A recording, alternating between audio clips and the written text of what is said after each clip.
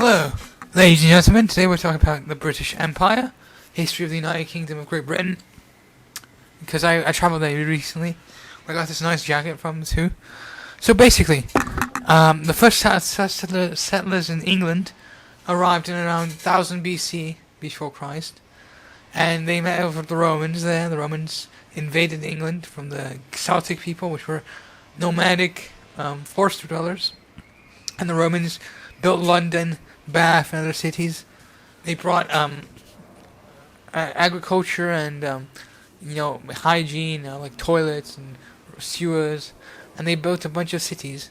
And they couldn't take all the United Kingdom by force, so they built Hadrian's Wall between England and Scotland, where the Celts, the barbarians as they were called, lived on the other side of the wall. Then the Romans left around 600 AD because Rome was being invaded by many different troops, types of people, different tribes, and England had peace. And then in around 1000 AD, the Normans, which were French, invaded England, where the Normans were beat by the Anglo-Saxons who lived there. And then this comes the age of the Vikings, who raided the shoreline, the eastern shoreline, and were raiding monasteries and towns, which ended in around 1200.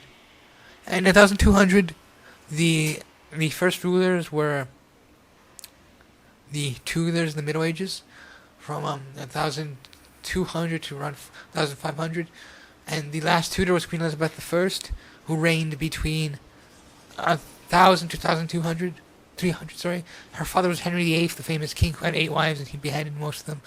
Henry VIII, the fat king, And yeah, then we can move into the colonial period, where the Stuarts took over after the Tudors, where King Charles II faced a civil revolution, and he won against Cornwall. English Civil War, 1400-ish. Then there was the Great Exploring Age, with 1700 to 1600, where English set out to conquest different lands. The English arrived in India. The English arrived in Australia. They took over Egypt too for some time. These were the vassal states of the English governments. The most fascinating part of the English history is probably around the 1900s, 18,000 per se, where Queen Victoria was queen. Queen Victoria, and her husband Albert, who brought in the Industrial Revolution by having factories where children were put to work. Before, children or teenagers were considered not part of the workforce. The classic movies like Oliver Twist, Sherlock Holmes, and much further are based on this time period, while movies like Braveheart are based around the Viking Age. It's very fascinating how people come and go, and England has a very rich history. When I went there, I went to a bunch of museums, saw different weapons and clothes and finds. Most buildings that are made out of stone, not the the woodenish walls in the United States are. They're very much permanent buildings.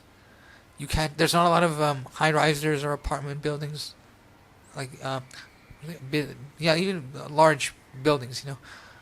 Then we have the 20th century, where Winston Churchill and Neville Chamberlain, England had a more active role in using all their colonies together to help the World War I, World War II.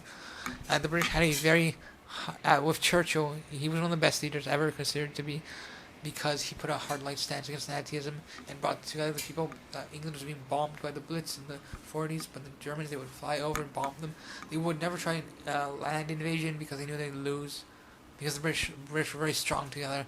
And a nice Enlightenment-centric ideas. I find it fascinating how they used to have King and Queen, right?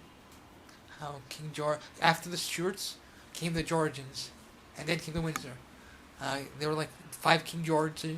The 5th one was Queen Elizabeth II's father, who was related to Wilhelm, the Kaiser Wilhelm from World War I. His grandmother was Queen Victoria, so they were all kind of connected, those kings.